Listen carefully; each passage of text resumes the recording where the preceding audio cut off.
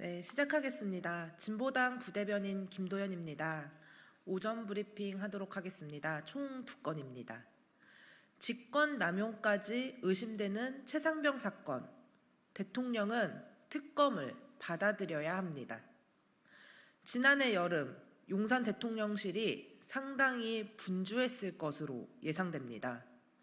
이시원 전 대통령실 공직기강 비서관이 최상병 사건 기록 회수 당일 유재은 국방부 법무관리관에게 전화해 군 사망사건 처리 방향에 대한 보고서를 요구했다는 진술이 나왔기 때문입니다.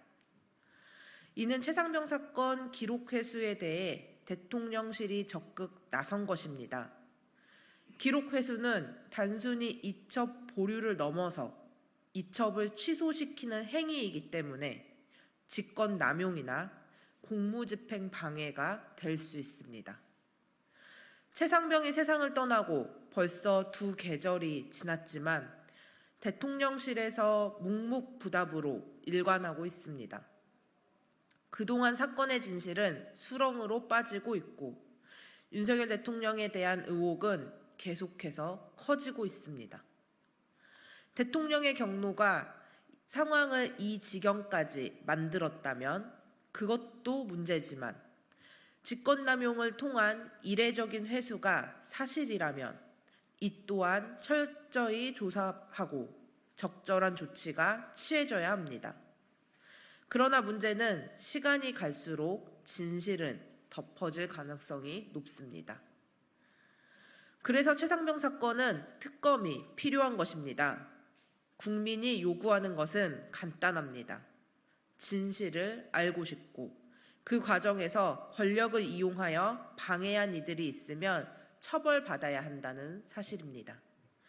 거부권은 더 이상 용납되지 않습니다.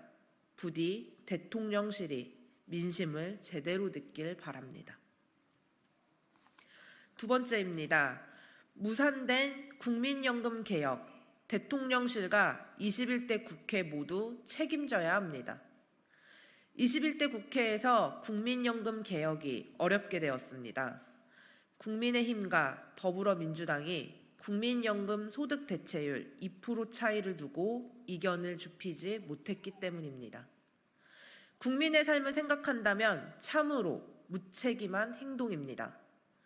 연금 개혁을 위해 특위를 만들었지만 정치적 부담을 짊어지기 싫어서 활동 기한을 2차례나 연장했고 결국엔 책임 있는 결과물을 내지 못했기 때문입니다.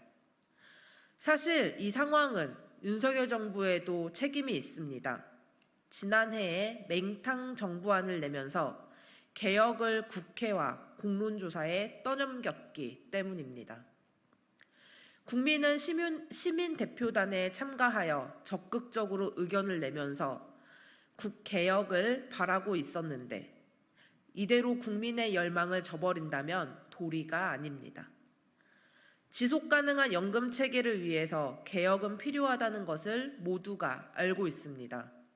22대 국회로 넘긴다면 뾰족한 수가 나오는 것도 아닙니다.